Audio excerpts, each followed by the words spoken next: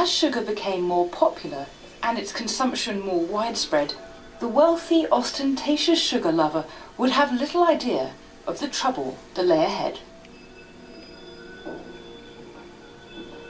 In the Museum of London's storage vaults, Dr. Jelena Beck-Varlet studies the remains of almost 20,000 bodies spanning the city's history. It's a unique resource that reveals changes in disease patterns over time. I've come to see what evidence 16th century teeth can provide for the impact of sugar on our health. Jelena, tell me about these different skulls. What are they telling us?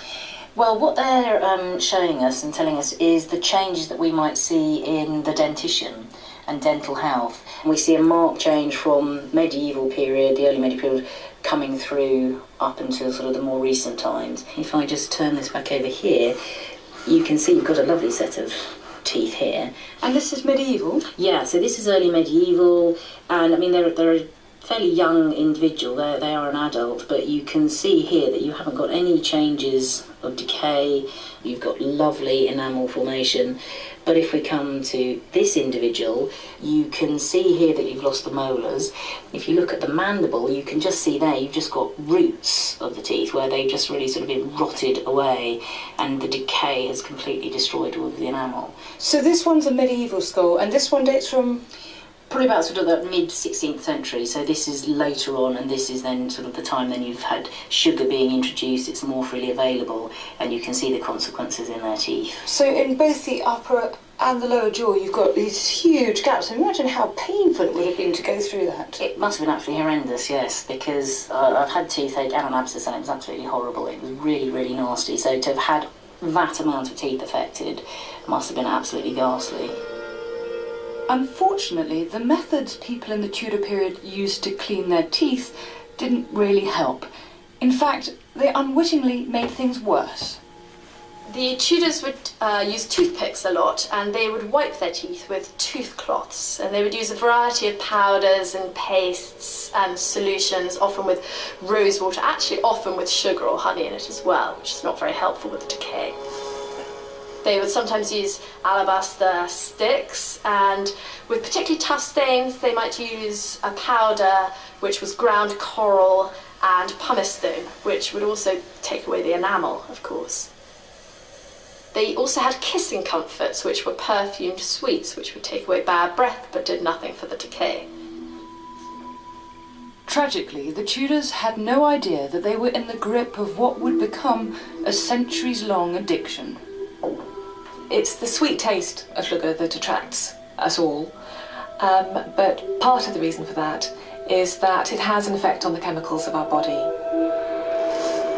Sugar helps us absorb an amino acid called tryptophan, which is used to make the neurotransmitter serotonin, and this is a chemical that affects the brain to make us feel happy and content.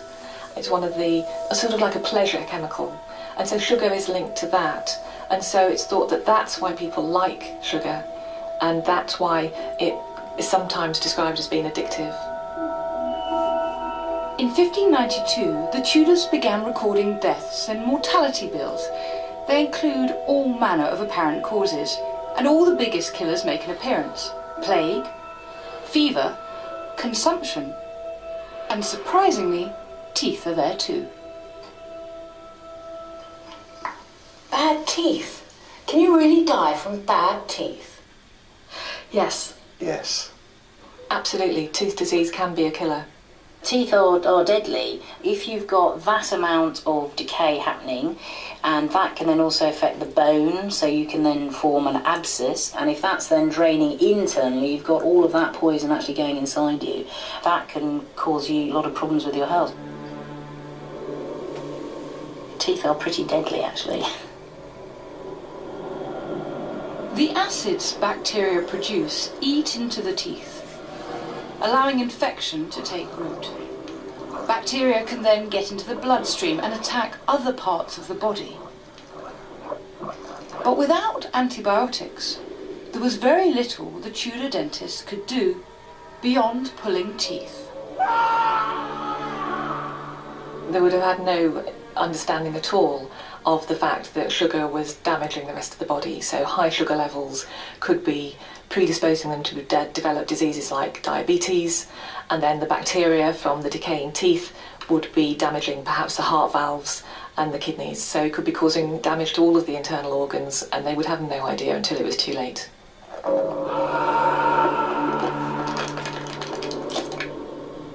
So sugar really can be a killer?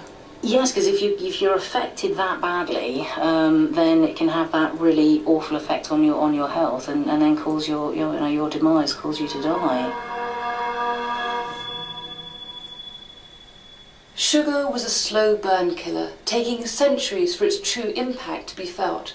Now it's considered by some to be responsible for some of the greatest health problems of our time. The biggest danger, though, wasn't what they ate.